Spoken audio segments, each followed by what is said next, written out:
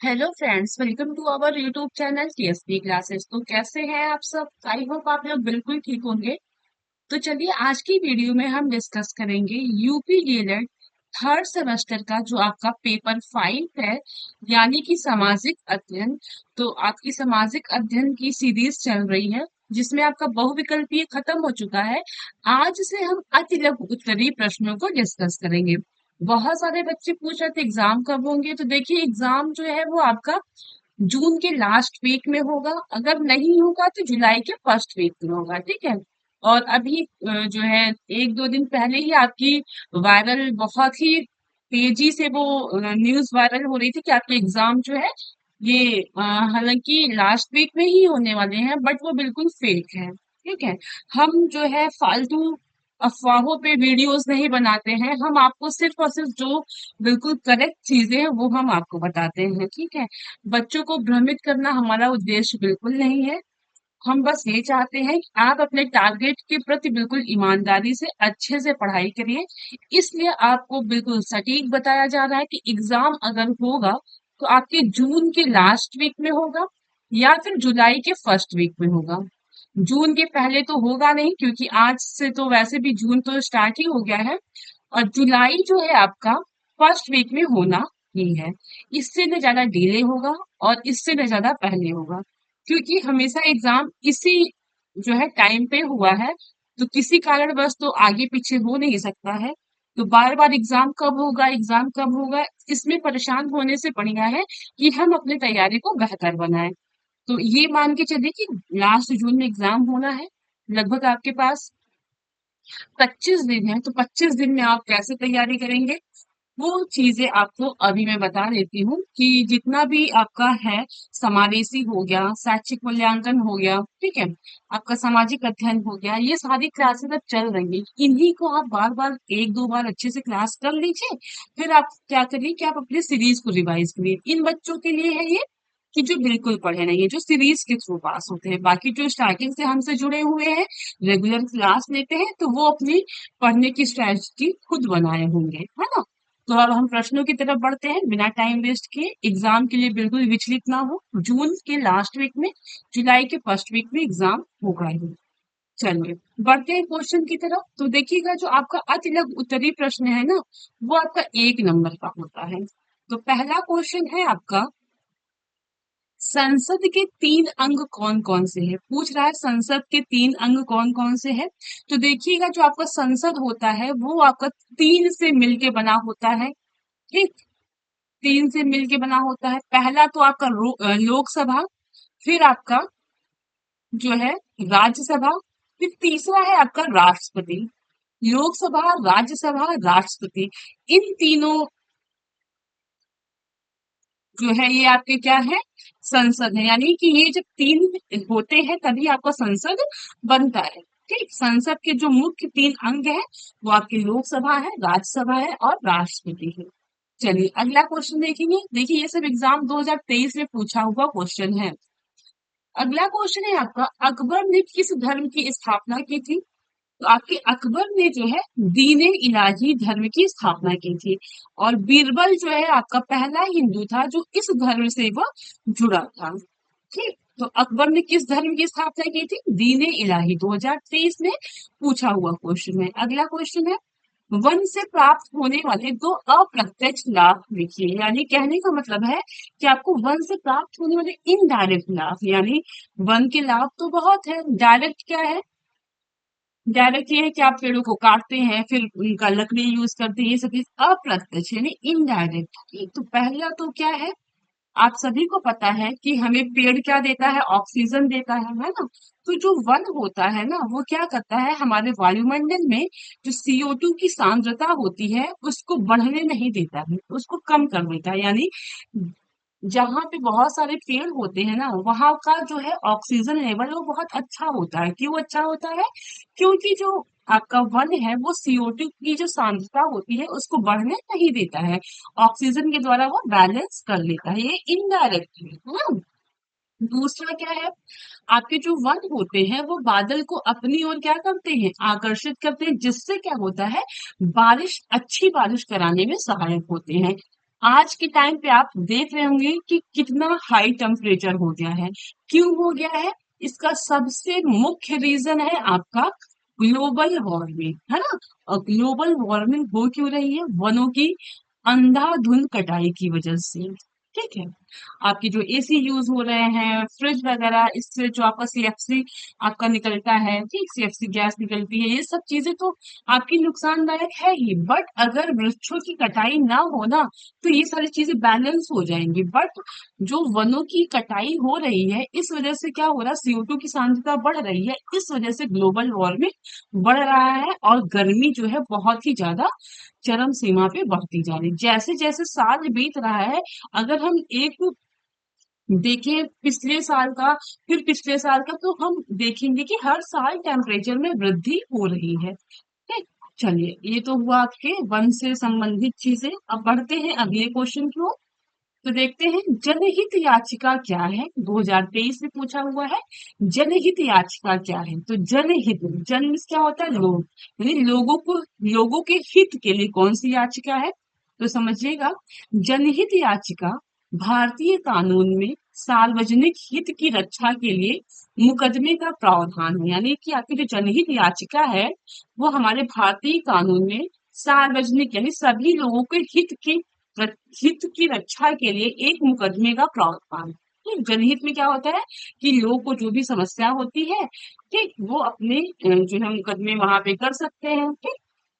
या तो ये कह सकते हैं कि भारतीय कानून में एक ऐसा मतलब कि बनाया हुआ है कि लोगों को हित के लिए चीजें हैं, वो कोई भी चीजें हो तो वो अपनी याचिका जो है वो दायर कर सकते हैं। ठीक है। चलिए अगला क्वेश्चन देखेंगे।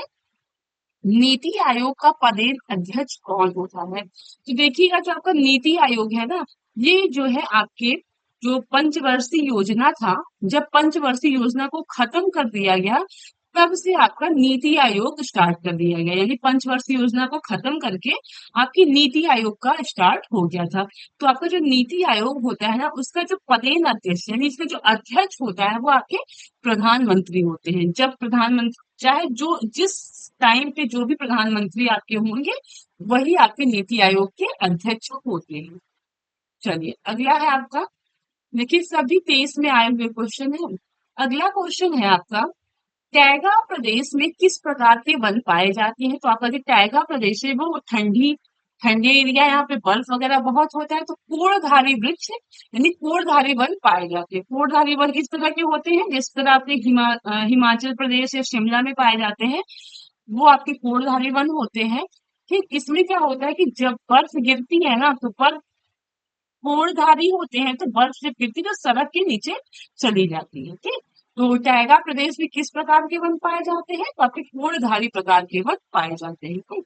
अगला क्वेश्चन है, कर की दो विशेषताएं बताइए। यानी जो टैक्स होती है उसकी आपको दो विशेषताएं बतानी है। तो पहला विशेषता क्या है, उसको देखेंगे। कर किसी विशेष सेवा के लिए लिया जाने वाला शुल्क है। यानी कर जो होता है, वो कोई जब स्पेशल सर्विस दी जाती है, तो उसके लिए जो शुल्क लिया जाता है वही आपका टैक्स है। जैसे कि जो रोड बनी हुई है, जो नई रोड होती है, वहां पे आप देखते हैं टोल टैक्स हो, है ना। तो क्या है, आपको ये सर्विस दी गई, आपको ये सेवा दी गई, अच्छी रोड आपको दी गई है, तो इसलिए आपको वहां से टैक्स लिया जाता है। ठीक। और आपके जैसे कि कुछ प्रोडक्ट होते हैं, उसमें भी आपके टैक्सेस लगते हैं, है ना। तो कहने का मतलब ये है कि अगर गवर्नमेंट आपको कोई स्पेशल सर्विस दे रही है, तो उसके बदले में जो शुल्क लेते हैं वही आपका टैक्स होता है। अगला है आपका, करों से प्राप्त आय जनता के हित में खर्च की जाती है। यानी कि आपका टैक्स के थ्रू जो इनकम होता है ना गवर्नमेंट को, वो इनकम वो जनता के लिए ही खर्च कर देते हैं। जैसे आपके रोड बन रहे हैं, आपके ब्रिजेस बन रहे हैं, पानी की टंकियां बनती हैं, बहुत सारी ऐसी चीजें हैं आपके जो है गवर्नमेंट हॉस्पिटल वगैरह है, तो इन सब चीजों में ही आपके जो टैक्स के पैसे होते हैं वो उसी में खर्च कर दिए जाते हैं। चलिए अगला क्वेश्चन देखेंगे। ई बैंकिंग का क्या अर्थ है? ई यानी इंटरनेट होता है।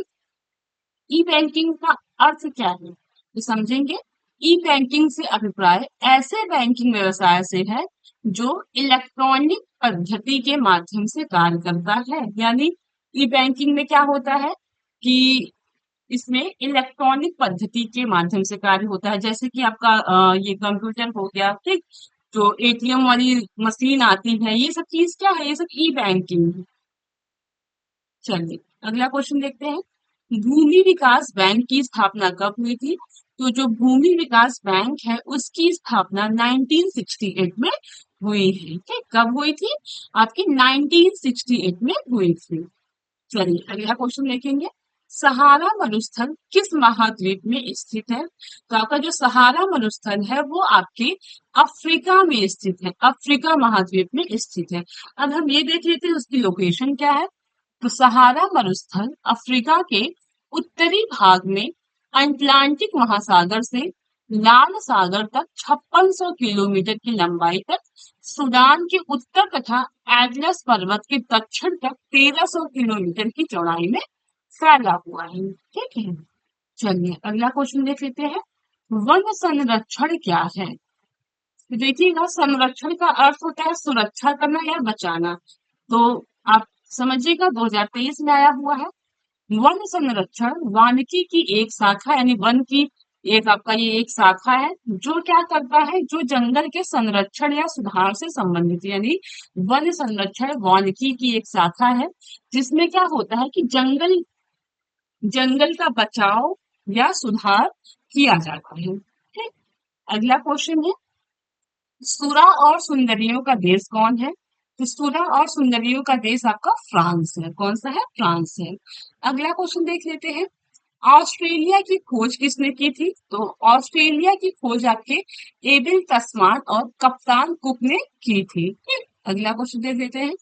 भारत के प्रथम उपराष्ट्रपति कौन थे? तो भारत के प्रथम उपराष्ट्रपति डॉक्टर सर्वपल्ली राधाकृष्णन थे, ठीक। ये आपके एक महान टीचर थे और इन्हीं के बर्थ ऑफ डेट पे आपका टीचर्स डे सेलिब्रेट किया जाता है, ठीक, 5 सितंबर को। ये सभी आप सभी को पता होगा। चलिए अगला क्वेश्चन देख लेते हैं। उत्तर प्रदेश के उच्च न्यायालय की खंडपीठ कहाँ स्थित है?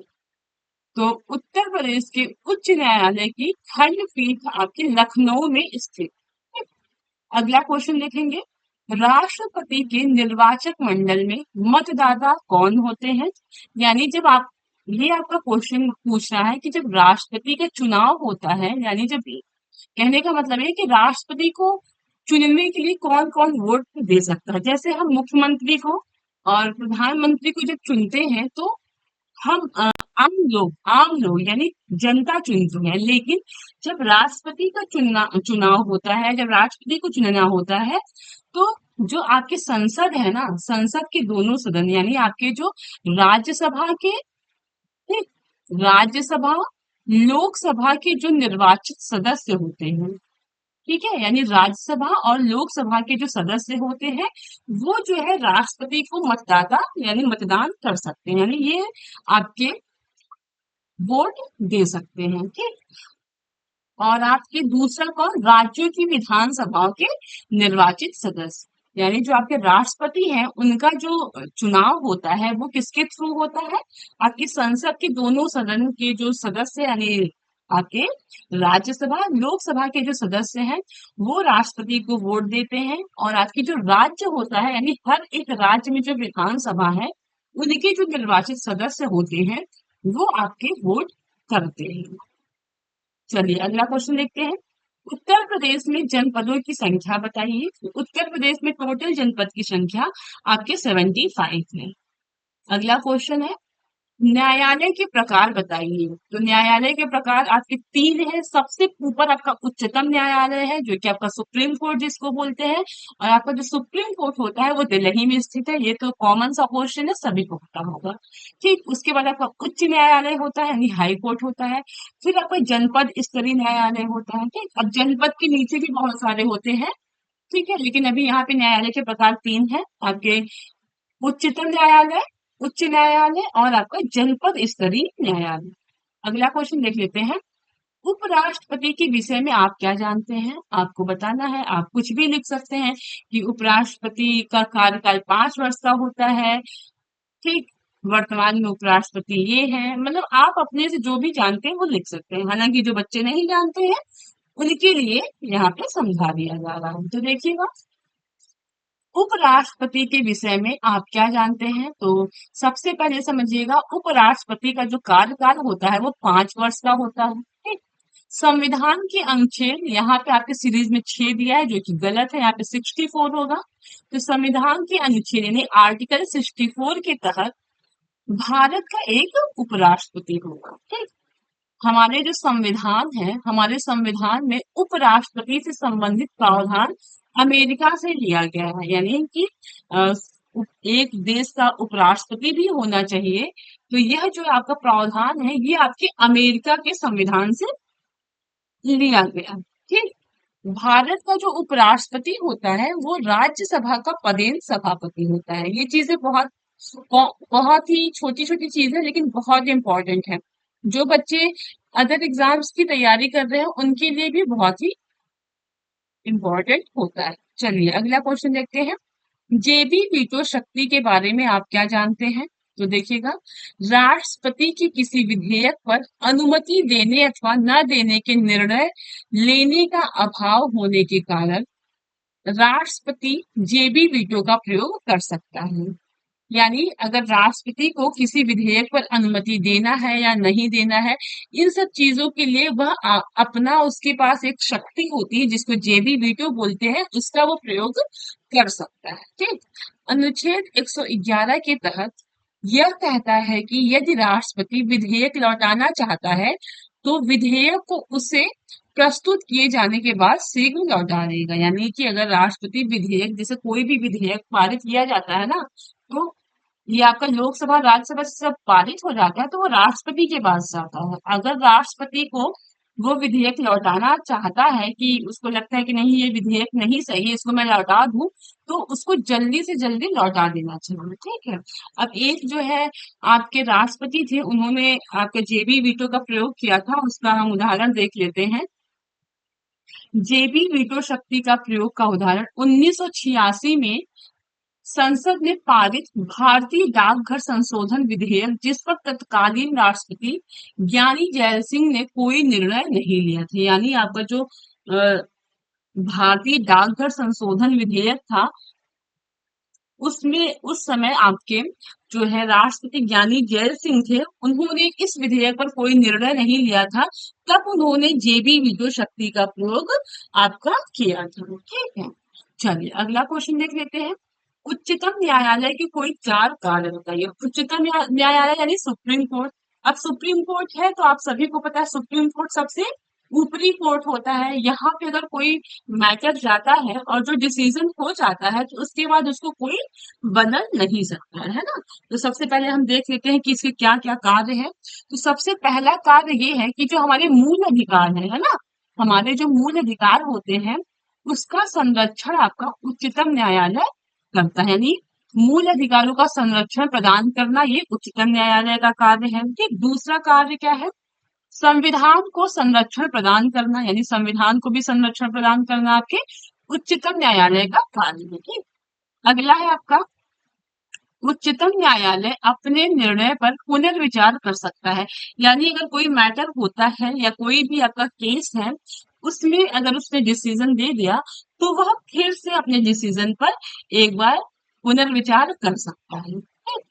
अगला है आपका, उच्चतम न्यायालय में उच्च न्यायालय के निर्णय के विरुद्ध संवैधानिक मामले, दीवानी मामले आदि की अपील सुनी जा सकती है। यानी हाई कोर्ट में अगर कोई मामले चल रहे हैं, कोई केस चल रहे हैं, अगर वहां से जो है किसी भी पक्ष को जो है आपके नहीं लगता कि नहीं ये जो है रॉन्ग डिसीजन है या रॉन्ग आपके जो है निर्णय लिया गया है, तो वो बंदा क्या कर सकता है कि सुप्रीम कोर्ट में वो जा सकता है। यानी हाई कोर्ट में अगर कोई केस चल रहा है, अगर वहां पे उसको लगता है कि ये डिसीजन गलत है या ये केस में ये सुनवाई गलत है, तो वो उच्चतम न्यायालय तक जा सकता है।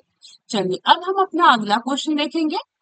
उच्चतम न्यायालयों के न्यायाधीशों की नियुक्ति कौन करता है? तो हमारा जो उच्चतम न्यायालय है या जो उच्च न्यायालय है, यहाँ के जो न्यायाधीश होते हैं, जो जज होते हैं, इनकी नियुक्ति आपके राष्ट्रपति करते हैं। कौन करते हैं? राष्ट्रपति करते हैं। ठीक? अगला क्वेश्चन है, उच्च न्यायालय का कार्य बताइए। यानी हाई कोर्ट का कार्य बताना है।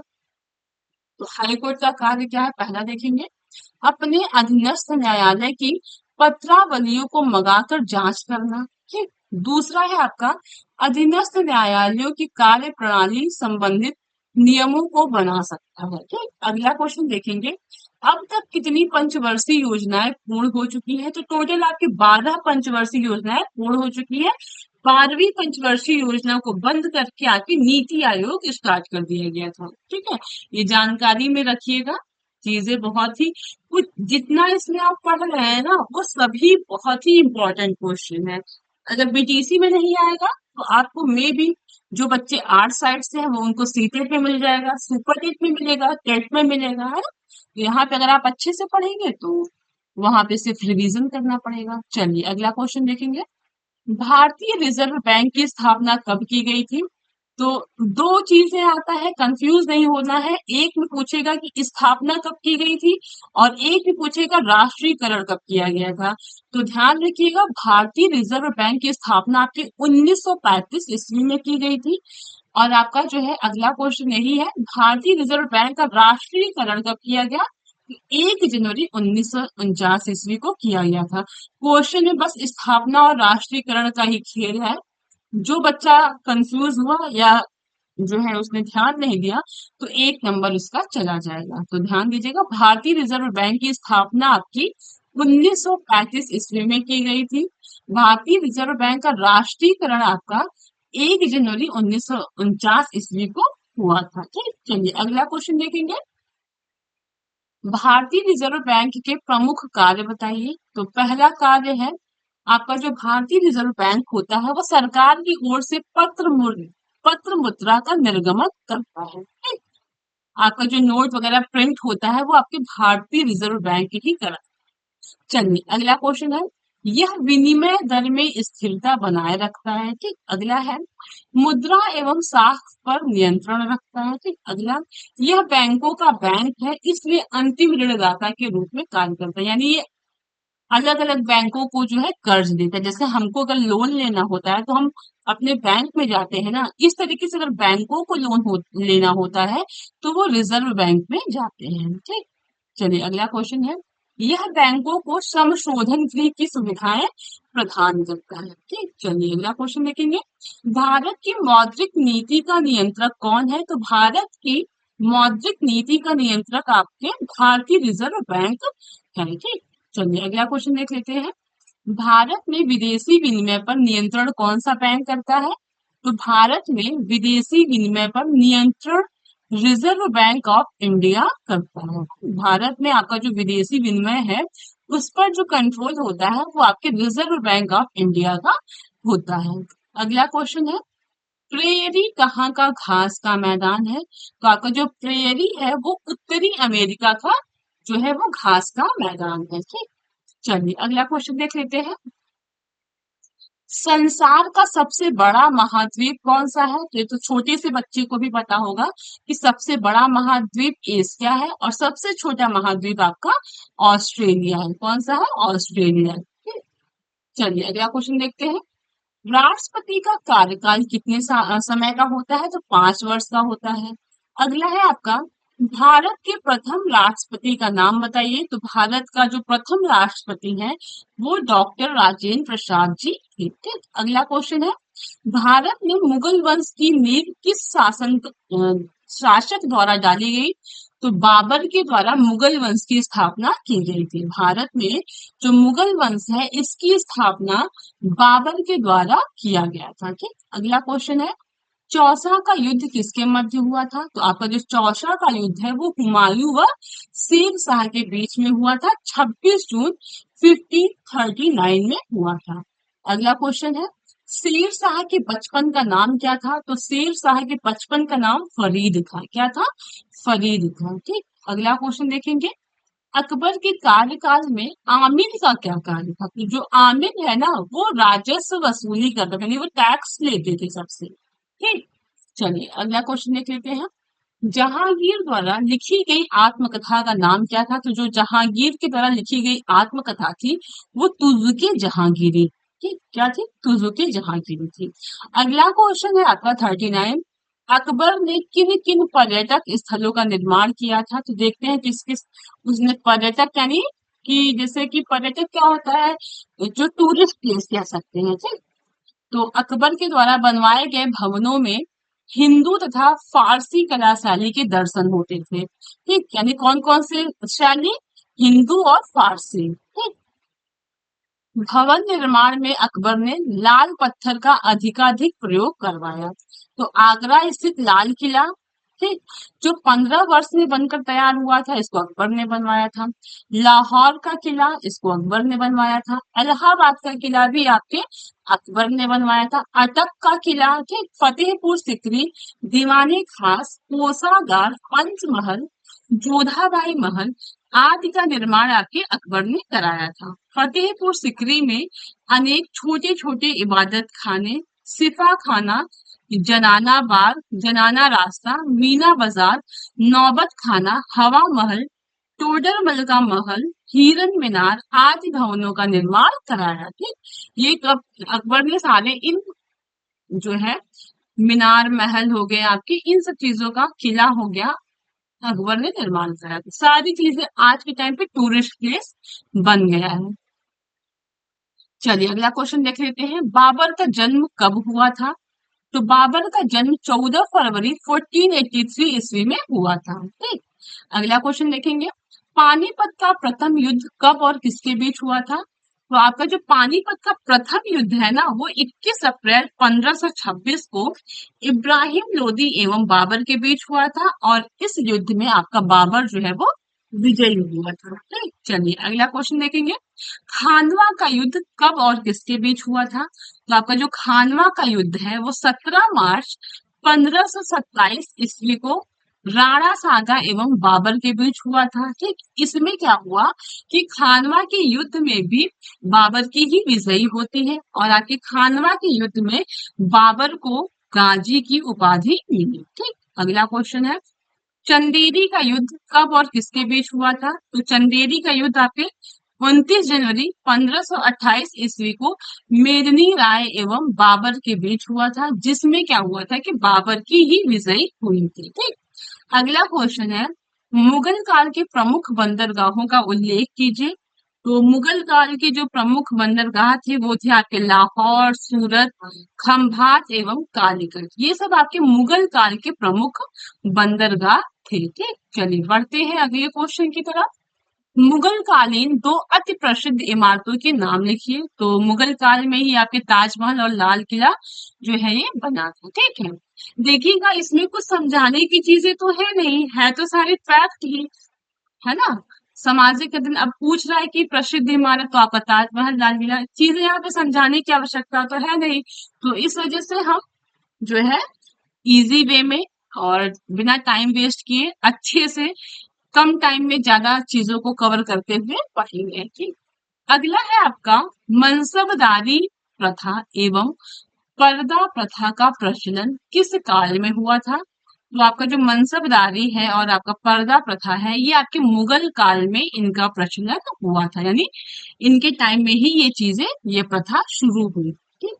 अगला क्वेश्चन देख लेते हैं, अकबर का जन्म कहाँ हुआ था? तो अकबर का जन्म 15 अक्टूबर 1542 ईस्वी को हमीदा बानो बेगम के गर्भ से अमरकोट के राणा वीरसाल के महल में हुआ था, ठीक। अकबर का राज्याभिषेक 15 फरवरी 1556 ईस्वी को पंजाब के कलानौर नामक स्थान पर हुआ था। वह जलालुद्दीन मोहम्मद अकबर बादशाही गाजी की उपाधि से सिंहासन पर बैठा था, ठीक। अगला क्वेश्चन देख लेते हैं, पानीपत की दूसरी लड़ाई कब और किसके बीच हुई थी? तो पानीपत की दूसरी लड़ाई 5 नवंबर 1556 ईस्वी को अकबर और हेमू के मध्य हुई थी, ठीक। पानीपत की दूसरी लड़ाई कब हुई थी? आपके 5 नवंबर 1556 को हुआ था, अकबर और हेमू के मध्य हुआ था, ठीक है। चलिए अगला क्वेश्चन देख लेते हैं हम, हल्दी घाटी का युद्ध कब और किसके बीच हुआ था? तो आपका जो हल्दी घाटी का युद्ध है वो 18 जून 1576 ईस्वी को मेवाड़ के शासक महाराणा प्रताप तथा अकबर के बीच हुआ था। इस युद्ध में जो मुगल सेना का नेतृत्व था वो मान सिंह एवं आसफ खान ने किया था। ठीक है, चलिए अगला क्वेश्चन देखेंगे। अकबर के दरबार के प्रसिद्ध चित्रकार कौन थे? तो आपके अकबर के दरबार के जो प्रसिद्ध चित्रकार थे वो अब्दुस्मद थे। ठीक। अगला क्वेश्चन है, महाराणा प्रताप की मृत्यु कब हुई थी? तो महाराणा प्रताप की मृत्यु आपके 57 वर्ष की उम्र में 19 फरवरी 1597 ईस्वी में हो गई थी। अगला क्वेश्चन है, दीने इलाही धर्म स्वीकार करने वाला प्रथम एवं अंतिम हिंदू शासक कौन था? दीने इलाही किसने शुरू किया था? अकबर ने शुरू किया था। और हिंदू शासक जिसने उसको स्वीकार किया था वो आपका बीरबल था। ठीक। अगला क्वेश्चन देखते हैं, अकबर के शासनकाल के प्रमुख गायक कौन थे? अकबर के शासनकाल के प्रमुख गायक आपके तानसेन थे, बाज बहादुर थे, बाबा रामदास थे एवं बैजू बावरा थे। लेकिन आपकी जो तानसेन है वो सबसे ज्यादा प्रसिद्ध थे। ठीक है? अगला क्वेश्चन है, अंटार्कटिका की खोज में गए भारतीय दल में कुल कितने सदस्य थे? तो कुल आपके 21 सदस्य थे। ठीक। चलिए अगला क्वेश्चन देख लेते हैं, समवर्ती सूची में आने वाले 4 विषयों के नाम बताइए। सबसे पहले ये समझ लीजिए, आपका जो समवर्ती सूची होता है ना, इसमें आपका राज्य और आपका केंद्र, ठीक, दोनों मिलके इस पे आपके विचार या सरकार, सॉरी, राज्य और केंद्र दोनों मिलके इन सब चीजों पे अपना जो है बनाते हैं। ठीक। चलिए देखते हैं, चिकित्सा, शिक्षा, धार्मिक संस्थाएं, उद्योग, ये ऐसे विषय हैं जिसमें आपकी समवर्ती सूची, सॉरी, आपके जो चिकित्सा, शिक्षा, धार्मिक संस्था, उद्योग है, ये आपके समवर्ती सूची के विषय हैं। इसमें आपकी राज्य और केंद्र दोनों मिलके आपकी इसमें जो है कानून बनाते हैं। ठीक है। अगला क्वेश्चन है आपका 2023 में पूछा हुआ है, भारत की तीनों सेनाओं का प्रधान कौन होता है? थल सेना, जल सेना, वायु सेना, इन तीनों का जो प्रधान होता है ना वो आपका राष्ट्रपति होता है। कौन होता है? राष्ट्रपति होता है। देखिएगा, अब ये सारे क्वेश्चन 2017 में आए हुए हैं, हालांकि नई सीरीज में मेंशन नहीं है, फिर भी मैंने यहाँ पे पेन से लिख दिया है। तो देखिएगा, बाबरनामा किसके द्वारा लिखी गई है? तो बाबरनामा जो है वो बाबर की द्वारा ही लिखी गई, उसकी आत्मलिखित यानी आत्मकथा है। बाबरनामा जो है वो बाबर के द्वारा ही लिखी गई है। बाबरनामा बाबर का आत्मकथा। ठीक। अगला है आपका, कबूलियत किसे कहा जाता है? कबूलियत क्या होता है उसको समझिएगा। तो किसानों द्वारा अपनी भूमि एवं उस पर देय लगान का विवरण सरकार को लिखित रूप में देने को कबूलियत कहा जाता है। यानी जो किसान है, ठीक, किसान के द्वारा, ठीक, उनकी जो भूमि है और उसपे जो लगान लग रहा है, इन सभी का विवरण सरकार को लिखित रूप में देने को ही कबूलियत कहा जाता है। समझ लीजिएगा क्या होता है कबूलियत। किसान द्वारा, ठीक, उनकी ही भूमि में जो वो लगान दे रहे हैं, ठीक है, उसका विवरण सरकार को लिखित रूप में देना ही कबूलियत कहा जाता था। ठीक। तो देखिएगा, आज हमने 58 क्वेश्चन किया टोटल, और कल से हम 59 से स्टार्ट करेंगे। तो हम क्विक रिवीजन कर रहे हैं, जहाँ पे लग रहा है कि हाँ ये चीजें बच्चों को समझाना चाहिए, या जहाँ पे समझाने वाली चीजें हैं वहां पे हम समझाते हुए भी चल रहे हैं। और बाकी आप सभी को क्लास कैसी लग रही है वो कमेंट के थ्रू जरूर बताइएगा। और अगर आप हमारे चैनल पे नए हैं तो चैनल को सब्सक्राइब करिएगा, और बाकी आप लोग अपने दोस्तों के साथ जरूर शेयर करिए, ताकि हम अ- और सारे बच्चों के साथ जुड़ सकें और उनको भी अच्छे से पढ़ाई करा सकें। ठीक। तो चलिए फिर मिलते हैं कल की क्लास में। क्लास अच्छी लगी हो तो लाइक करिएगा, अपने दोस्तों के साथ शेयर करिएगा, चैनल पे नए हैं तो चैनल को सब्सक्राइब करिएगा, कमेंट के थ्रू जरूर बताइएगा कि आपको क्लास कैसी लगी। ओके, थैंक यू, मिलते हैं कल की क्लास में।